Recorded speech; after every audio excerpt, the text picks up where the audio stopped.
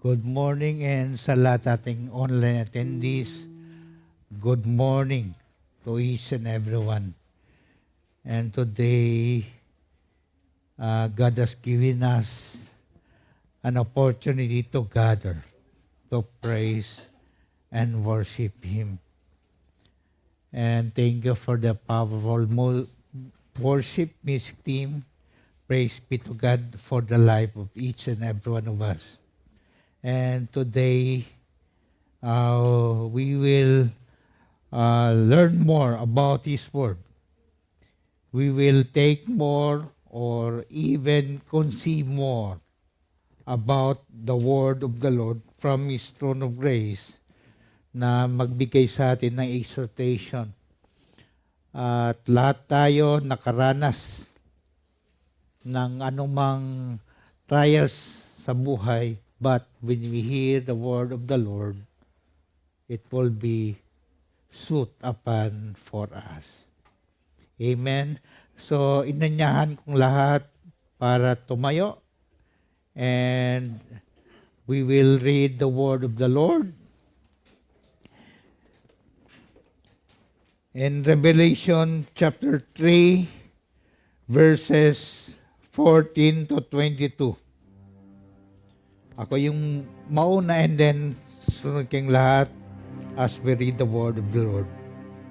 Revelation 3 verses 14 to 22. I will be reading this in New King James Version. Verse 14. To the angel of the church of the Laodiceans write, these things says the Amen, the faithful and true witness, the beginning of the creation of God. 15, I know your works, that you are neither cold nor hot. I could wish you were cold or hot. 16, so then because you are lukewarm and neither cold nor hot, I will vomit you out of my mouth. 17, because you say, I am rich, have become wealthy and have need of nothing, and do not know that you are wretched, miserable, poor, blind, and naked. 18.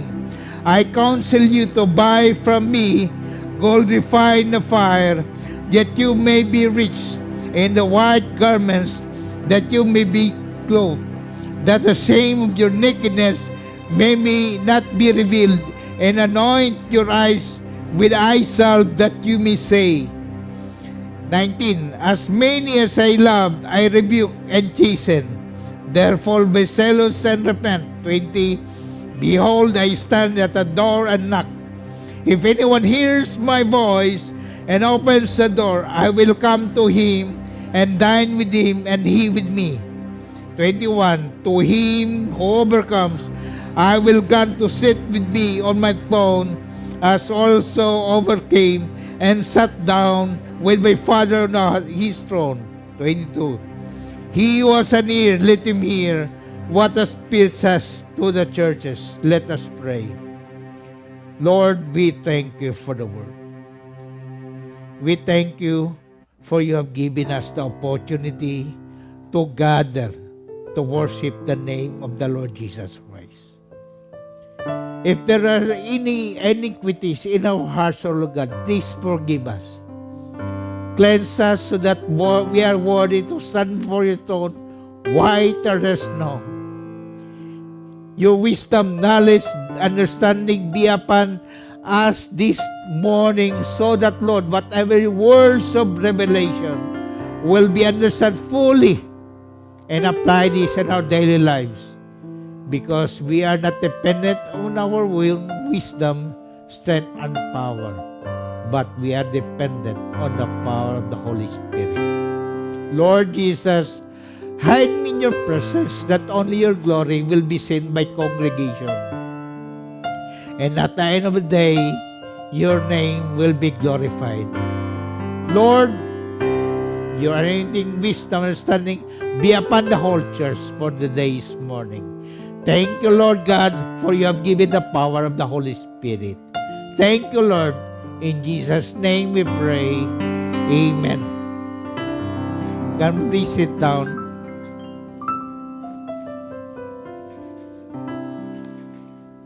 The title of our message for today's morning is Warning to Lukewarm. Nung isang linggo, nanaginip ako.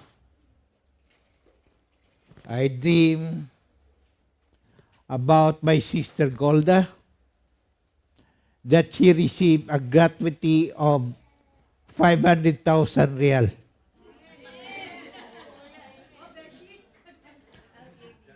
But with their too much excitement, he received the money without counting it. Kaya sabi ng kapatid ko na lalaki, baka pagbigay ng boss mo or manager mo sa iyo, kulang na yan bago hindi mo binilang. Instead of receiving 500,000, she receives 50,000. So, nagsabi siya, sinabihan niya si Brother Dennis, na it's okay, no problem. I will take it. Imagine, nawala ka ng 450,000, tapos no problem lang sa'yo. Pagkatapos nung kinuha niya, in my dreams I saw Sister Meluna and Nakjun na sumunod sa kanya. Nakangiti. Nakangiti silang tatlo. Naglalakad, nakangiti. So, nag-iisip ko. Tapos kinabukasan, minessage ko siya. I have dream on you, and these dreams like this. Tapos nabigay siya ng interpretation. But for me, it means a lot. Bakit? Anong ibig sabihin doon? Anong ibig sabihin doon? In every situation na ating hinaharap, there is pain. Mayroon tayong pinagdaanan. Hindi ko alam ang pinagdaanan ni Sister Golda. Hindi ko alam ang pinagdaanan ni Sister Meluna. Hindi ko rin alam ang pinagdaanan ni Brother June. But, in spite na mayroong trials, may pinagdaanan sila, hindi sila naging lukewarm. They are passionate in their faith. Instead of longing for the material things, mas inuna nila ang spiritual things. Sa ating lahat, mayroon tayong pinagdaanan. And I do not know, I cannot pinpoint what is our trials right now, what is our experience right now, but our experience cannot determine the worship we have in the Lord Jesus Christ, or cannot affect the worship we have to the Lord Jesus Christ. Kahit mapait or even masakit or very painful yung ating experience, at the end of the day, they cannot affect our relationship with the Creator, because we know that Jesus Christ will give us prosperity in His perfect time. Amen?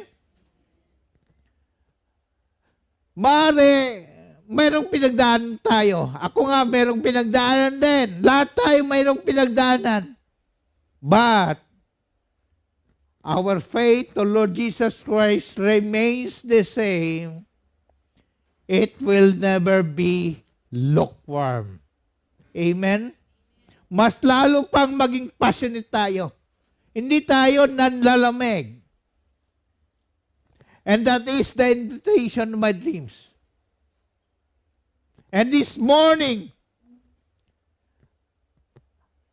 we will tackle the lukewarm church. The church of Laodicea. When John the Apostle was exiled in the island of Patmos, he received these wonderful words or vision from the Lord Jesus Christ. In Revelation 2 and 3, it was written there that the vision he received from Jesus Christ is to write a letter to 7 churches of Asia Minor, presently known as Turkey. Yung Asia Minor sa ngayon ay Turkey. And in God's perfect time, lahat tayo mag-tour doon sa 7 churches of Revelation. Amen? Gusto nyo bang mag-tour? Puntahan natin ito. Mag-usap tayong lahat. At puntahan natin ito. In Revelation 2 and 3, 7 churches have mentioned by Apostle John that he wrote a letter. The church of Ephesus, known as the Loveless Church. The church of Smyrna, known as the Persecuted Church. The church of Pergamum, known as the Compromising Church. The church of Thyatira, known as the Corrupt Church. The church of Sardis, known as the Dead Church. The church of Philadelphia, known as the Perfect Church. And last, this morning, we will tackle the last church in his vision, the church of Laodicea, known as the lukewarm church. I have here the map of Laodicea. Laodicea, next slide. If you can see the map of Laodicea, there is no water in the place of Laodicea. The water came from the Colossae, which is the cold springs, and Hierapolis, which is the hot springs. So pagdating doon sa Laodicea, yung tubig from cold and hot, pag nakumban sila, maging maligam-gam na. Lukewarm na yung tubig doon sa Laodicea. Ang problema doon, lukewarm na nga ang tubig nila, lukewarm pa yung mga tao. Nakiayon sila sa tubig. Which Jesus Christ don't want to every Christian or doesn't want every Christian to be lukewarm in their faith.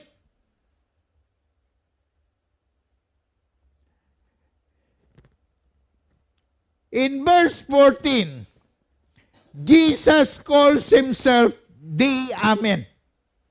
The word Amen means a strong affirmation of what is stated. It means when you say Amen, you agree to what was stated. Pag sinabi ko, the Lord God is sovereign. When you say Amen, nag-agree kayo sa sinabi ko. Amen? The faithful and true witness. This description amplifies the truthful and fulfilling nature of Jesus in the title, Amen. Meaning to say that Jesus Christ is faithful and true witness, and He is Amen. What He said will come to pass in Jesus' name. What He says will happen. Finally, Jesus calls Himself the beginning of God's creation, meaning to say, the power and authority over God's creation is attributed to Him. To sum up what Jesus is calling Himself, He's saying, if we will read the verse 14 of chapter 3, Jesus is saying that He is faithful and trustworthy in accomplishing all things. What He says will happen because He is the ruler and authority of all creation. When Jesus said a certain word or a promise, He will fulfill it. He will put into completion because He is faithful and true. He is Amen. Yung mga babae natin na mga dalaga, sometimes, pinangakuan tayo ng ating boyfriend na mahal kita. Hindi kita iiwan. Pero kalaunan, iniwan. Ibig sabihin, ang salita ng tao ay minsan hindi totoo. Sino ba nakarelate dito? Sino bang iniwan ng kanilang boyfriend? Mostly babae kasi ang iniwan eh. Hindi naman lalaki. Ang lalaki nang iiwan. But, in our text, Jesus is faithful. Kung napalpak or hindi totoo ang sinasabi ng mga tao, but ang sinasabi ni Jesus or even what He declared will make it happen. Kaya nga, itong warning na ito or even commendation for the 7 churches of Asia is true and it will happen because Jesus Christ said is so through the angel that was given to John. Pag sinabi ni Jesus, I will give you, JCLG, a house in my Father's mansion. Totoo yun. Pag sinabi ni Jesus, JCLGAM, I will give you an eternal life. Totoo po yun. And that promise, we must hold on because Jesus Himself said so. So dito sa Church of Laodicea, He has a warning. In an event before the rapture, Jesus warns the Laodicean church as being lukewarm. But through His grace, He offers spiritual things to all overcomers. Pag binasa niyo ang Revelation 2 and 3, every churches except the Church of Philadelphia has a spiritual condition that is contrary to God's will.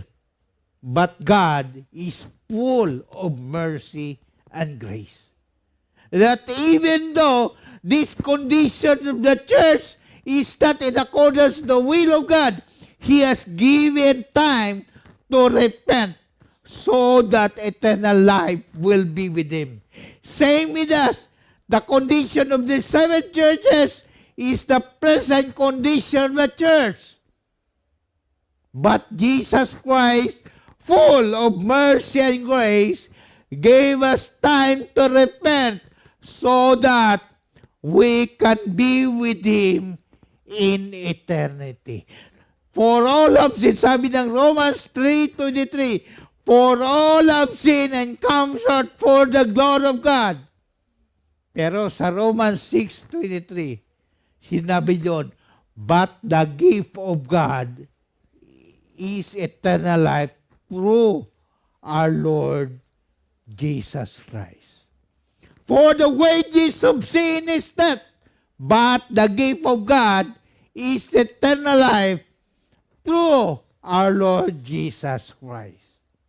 Tayo makasalanan, pero ang biyaya ng Panginoon ay nasa Kanyang anak, si Jesus Christ. And we are all believers of Jesus Christ, and we believe that through His grace and mercy, He anoint or even encourage us to repent and accept Him as the only Lord and Savior in our lives.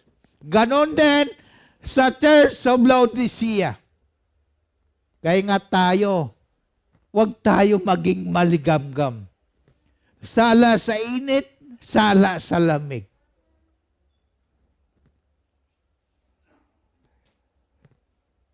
In an event before the rapture of Christ, Jesus warns the Laodicean church. Christ issues warning to lukewarm Christians. Anong sabi niya sa verses 15 to 16? I know your works, that you are neither cold or hot. I could wish you were cold or hot. 16, so then, because you're lukewarm, I neither cold or hot, I will vomit you out of my mouth. Hindi ako nagsabi nito. Hindi yung katabi mo nagsabi nito. Hindi kung sino-sino ang sabi nito. But ang nagsabi nito, Jesus Christ. Kanina sinabi din natin, what He declared will happen. Because He is Amen. He is faithful and true. Ngayon, sinabi niya, pag maligamgam yung isang Kristiyano, He will vomit. Isusuka niya ito.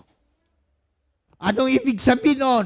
Ayaw ni Jesus na yung kanyang manampalataya ay maligamgam. Jesus wants us to be zealous and passionate in worshiping Him because He alone suffices in our lives. Kaya nga, pagpunta natin dito, we're so zealous enough. We're so passionate enough. Sino bang maligamgam sa atin? Taas ang kamay. Amen. Lahat tayo po ay hindi maligamgam na Kristiyano. We are passionate because if we are lukewarm, He will spit out in His mouth. Subukan yung magtimpla ng kape na maligamgam ng tubig. Subukan nyo. May inom nyo ba?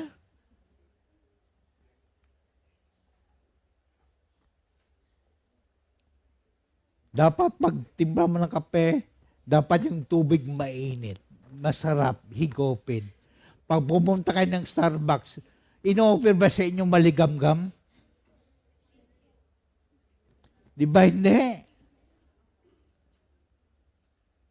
Except yung request nyo. Pag uminom ba kayo ng karak, pinapainom ba kayo ng maligamgam? Hindi rin. Dahil hindi masarap inumin. Same with Jesus. He do not want Christians to be lukewarm in their faith, to be lukewarm in the worship, to be lukewarm in the ministry.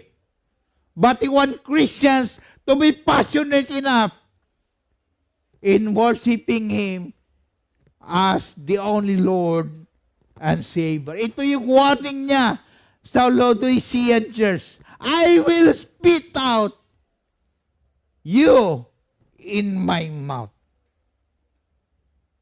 Sinabi ng Matthew 7:21, not everyone who says to me, Lord, Lord, shall enter the kingdom of heaven, but he who does the will of my Father. Christ's definition of lukewarm Christians. Ano ba ang definition, ano ba ang pananaw ng ating Panginoon sa mga maligamgam na Christians o lukewarm Christians? Sinabi niya sa verse 17, because you say, I am rich, I have become wealthy, and am need of nothing, and do not know that you are wretched, miserable, poor, and blind, and naked. In verse 17, it was declared how Jesus see the lukewarm Christians. Isa-isahin natin ito. Ano bang ibig sabihin ng verse 17? Ano bang ibig sabihin ng Jesus na pag nakita niyo ito sa isang Kristiyano, maligamgam ang Kristiyanong ito? Lukewarm Christian is flatterer. Because you say, ano ba yung flatterer sa Tagalog, di ba? Mambobola. Sabihin mo yung kapatid mo na gwapo or gwapa. Hindi naman siya gwapo. Binubola mo lang. Or sabihan mo yung kapatid mo na mayaman, pero mahirap naman talaga ang antas ng kanyang buhay. Binubulo mo lang para makautang ka. Huwag nating bulahin ang ating kapatiran. Magsabi tayo ng totoo. Kaya nga totoo ang sinasabi ko. Pastor Leo ay gwapo. Totoo ang sinasabi ko. Hindi ako nang bubula. Totoo ang sinasabi ko. Sino ba mag-agree sa akin? Amen. Lukewarm Christian is flatterer. Sinabi niya sa Proverbs 26:28, a lying tongue hates those who are crushed by it, and a flattering mouth works ruin. Ibig sabihin, hindi maganda ang mambobola ka. Hindi maganda pakinggan yung binubola mo lang or hindi ka nagsasabi ng totoo o nagsisinungaling ikaw sa kapwa mo. Yun ang palatandaan na yung Christian ay lukewarm. Sino ba sa atin mahilig mambola? Pakitaas ng kamay. Amen. Wala. Wala. Because we said the truth, nothing but the truth. The whole truth. Hindi tayo nambobola. Amen? Number 2, lukewarm Christian is prideful.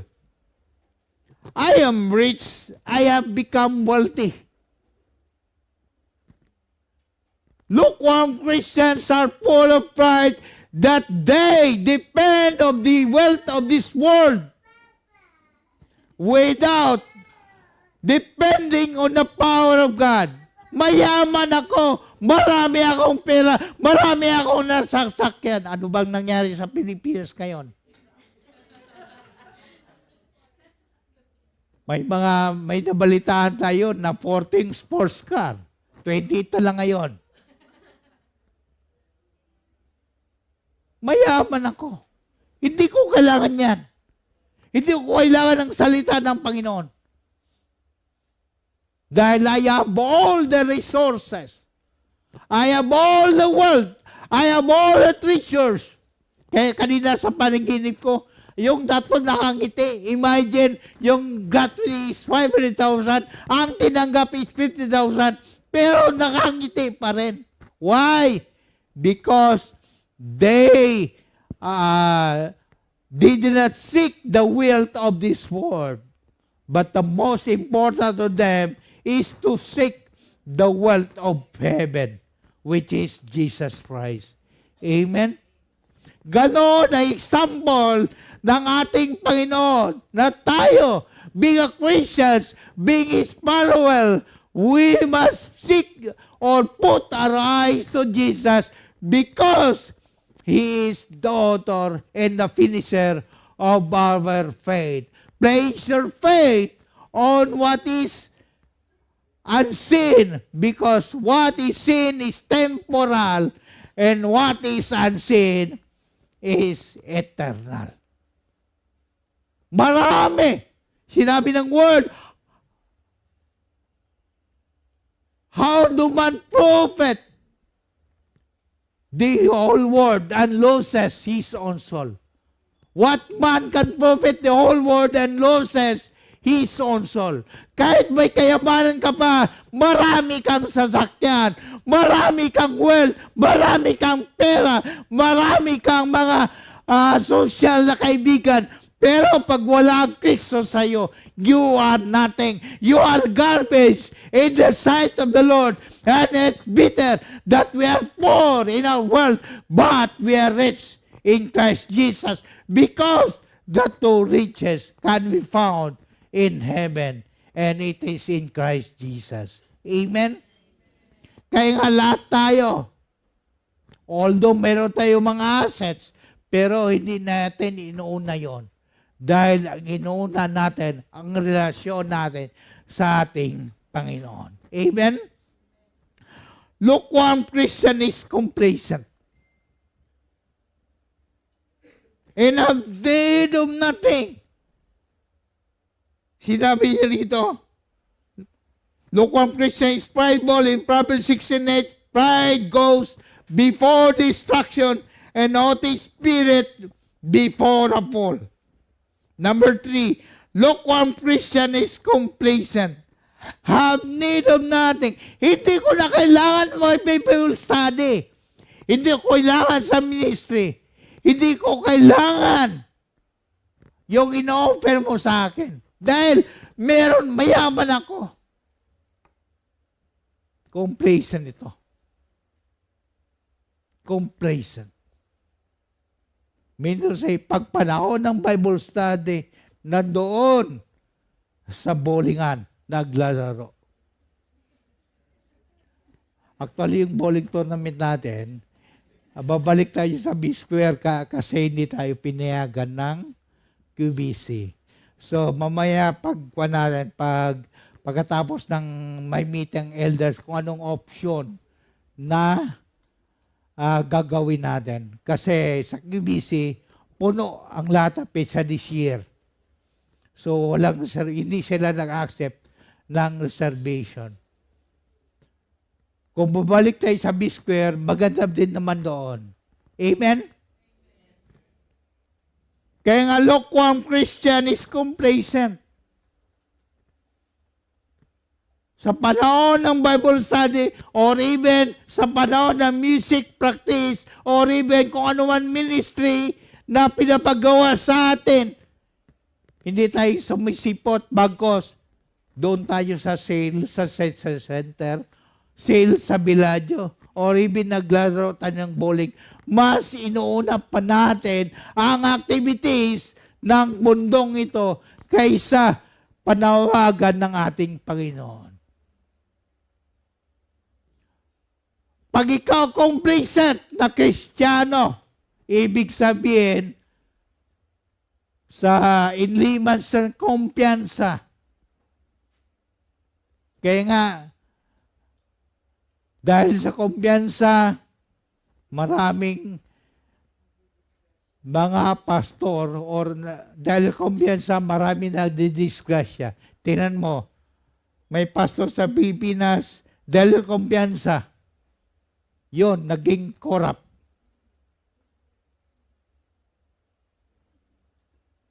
Naging mas inuna yung kayamanan sa mundo kaysa yung kayamanan na ino-offer ni Kristo. Number 4, lukewarm Christian is ignorant. Lukewarm Christian is complacent. Sabi niya rito sa Proverbs 1:32, for the simple are killed by their turning away, and the complacency of fools destroys them. Number 4, lukewarm Christian is ignorant. Sinabi, and do not know that you are wretched, miserable, poor, blind, and naked. You are claiming that you're rich. You are claiming that you have everything, but you do not know that you are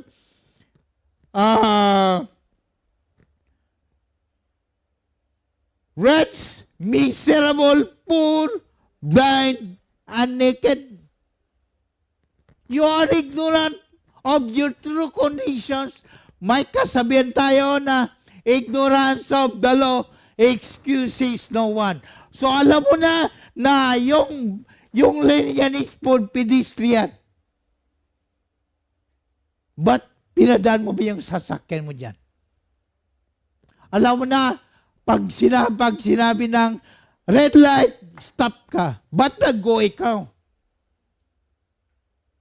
Ignorance of the law excuses no one. Why? Because you ignore the law of the land. Same with that written in the Bible. You ignore the word of the Lord. Alam mo na for God so loved the world that He gave His only begotten Son. Alam mo yung verse na yan. Pero hindi mo ina-apply sa iyong buhay. Alam mo na for the wages of sin is death, but the gift of God is eternal life through our Lord Jesus Christ. Pero hindi mo ina-apply sa buhay mo yan, bagkos ang inuuna mo, ang kayamanan ng sanglibutang ito. You are ignorant to the word of the Lord. Sinabi niya sa James 4:17, if you know the right things and you fail to do it, it is a sin for you. Alam mo naman na tama sana ito. Ito yung gagawin mo, pero hindi mo ginawa. It is a sin for you. Hindi ako po ang nagsabi niyan. Sabi yan ng salita ng Diyos.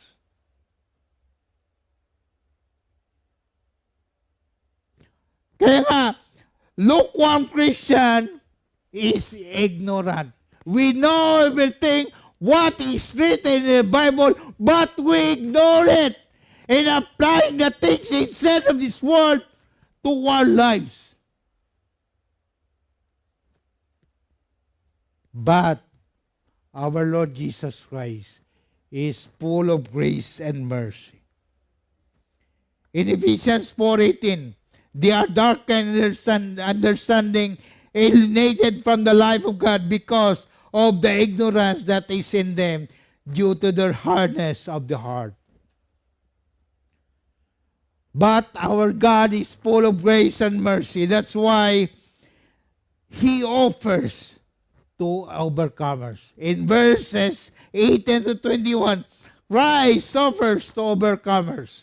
Sinabi niya rito, I counsel you to buy from me gold refined in the fire, that you may rich in white garments, and you may be clothed, that the shame of your nakedness may not be revealed, and anoint your eyes with eye salve, that you may see.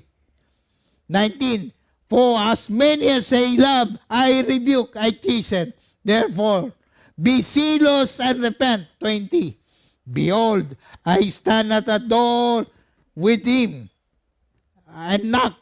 If anyone hears my voice and opens the door, I will come to him and dine with him, and he with me. 21, to him who overcomes, I will want to sit me on that my throne, as also I overcome and sat down with my Father on his throne. Ano bang ibig sabihin dito sa offer ni Kristo sa mga lukewarm Christians? Number 1, Christ offer spiritual riches.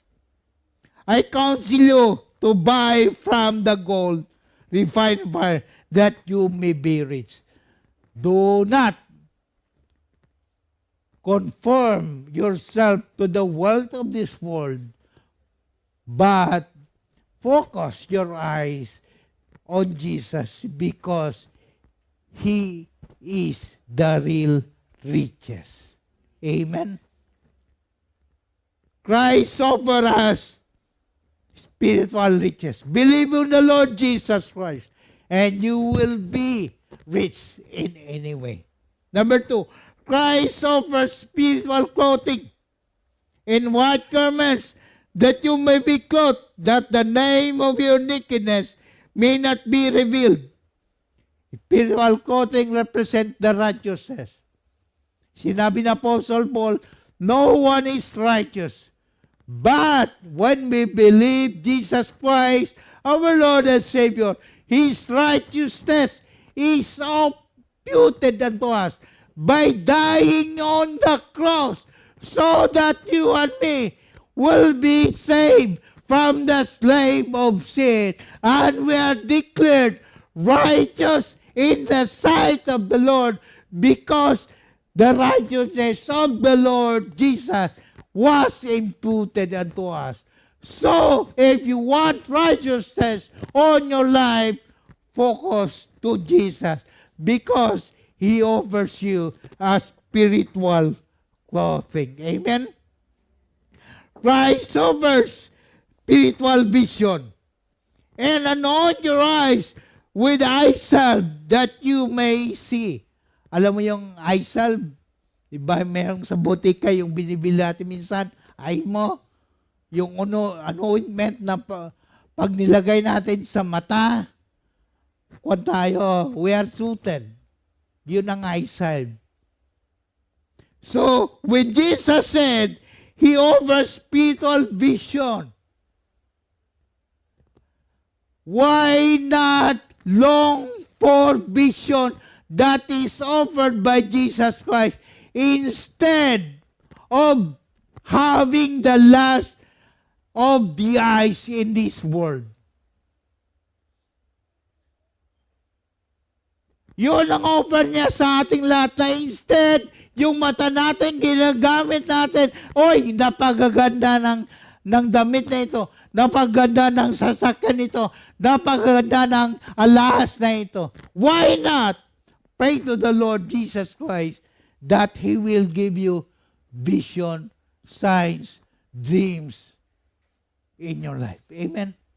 That is the offer of the Lord Jesus Christ. And once He offers, He is Amen. Kaya nga, marami sa ating kapatiran, kung hindi na ginip, they receive a vision from the Lord. Christ offers spiritual growth. Sinabi sa verse 19, as many as I love, I rebuke and teach, and therefore be zealous and repent.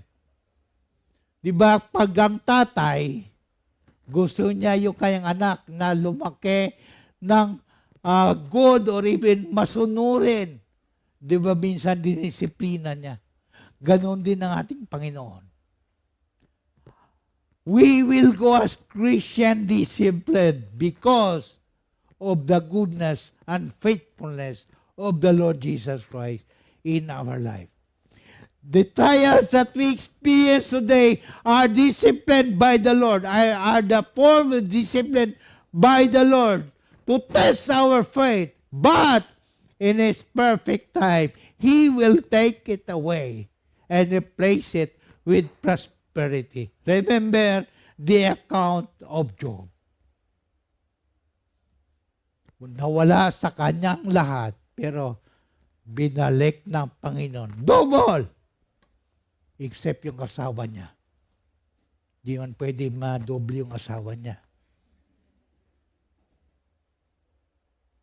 Christ offers spiritual growth. Behold, I offer spiritual fellowship.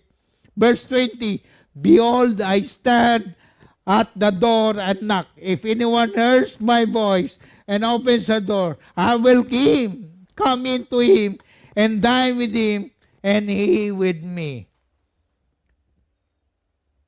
How many of us or how many are you have a moment with the Lord? Amen. Lahat tayo. Yun ang offer ng ating Panginoon. Napaganda na we can have an intimate time with the Lord. We can have a fellowship with the Lord. Hingi tayo ng tulong sa Kanya, sa ating ministry, sa ating company, or even sa ating pamilya. Christ offers spiritual victory to him who overcomes. Napaganda. Even though we have trials and tribulation of this world, but Jesus Christ offers us a victory. Amen? Yung ating pinagdaanan ngayon, pansamantala lang yan. But the victory that is in Christ Jesus is permanent because He is faithful and true. Amen? Christ offers spiritual reward. I will grant to sit with me on my throne as I also overcome. He overcame and sat down with my Father on His throne. Amen. Ano bang reward na inantay nating lahat nandun kay Kristo? That is an eternal life. That is the offer of the Lord if we will repent in our sins. Sabi niya, 1 John 1:9, if we confess our sins, He is faithful and just to forgive all our sins and to cleanse us from all unrighteousness. That is our merciful and loving God. He's waiting for us to be with Him. He's waiting for us to repent so that in the rapture, we will be with Him in eternity because He offers us a spiritual reward. In Matthew 5:16, sinabi niya, let your light so shine before men that they may see your good works and glorify your Father which is in heaven. So dapat bilang Kristiyano, makita sa atin na tayo ay isang mananampalataya ng Panginoon. Sa ating gawi, sa ating action, or even our deeds, makita na mayroong Panginoon sa ating buhay. Amen? In conclusion, in verse 22, he who has an ear, let him hear what the Spirit says to the churches. Wake up from being lukewarm. Wake up from battering. Wake up from being prideful. Wake up from complacency. Wake up from ignorance. Let us overcome. Let us follow Jesus. Let us live for Jesus. Can we give a clap offering to the Lord? Amen. May I request everyone to please stand.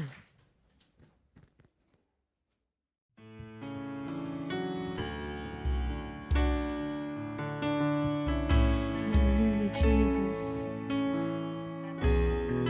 We worship you, Father.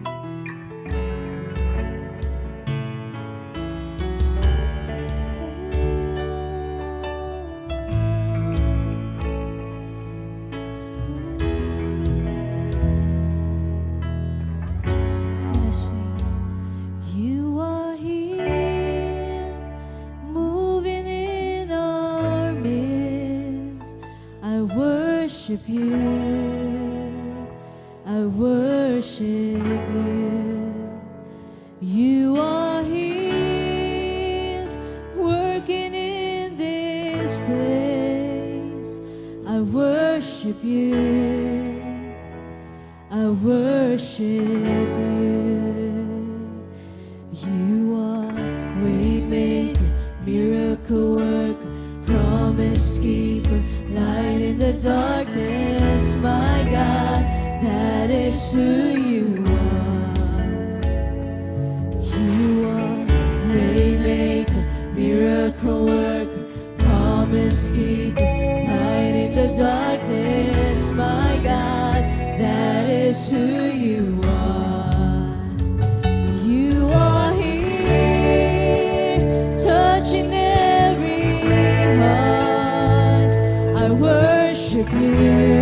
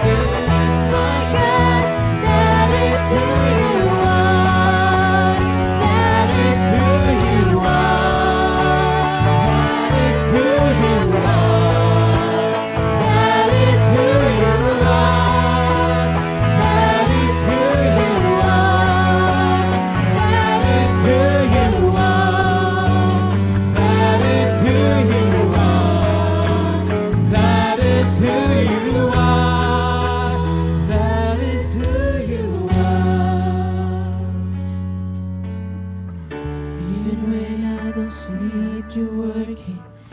Even when I don't feel it, you're working. You never stop, you never stop working. You never stop working. Even when I don't see it, you're working.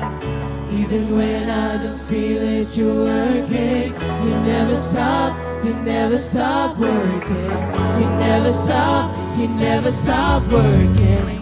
Even when I don't see it, you're working. Even when I don't feel it, you're working. You never stop working. You never stop working. Even when I don't see it, you're working. Even when I don't feel it, you're working. You never stop working. You never stop working. Waymaker, miracle worker, promise keeper, light in the darkness, my God, that is who you are. You are waymaker, Lord. Waymaker, miracle worker, promise keeper, light in the darkness, my God, that is who you are. That is who you are. That is who you are. That is who you are. That is who you are.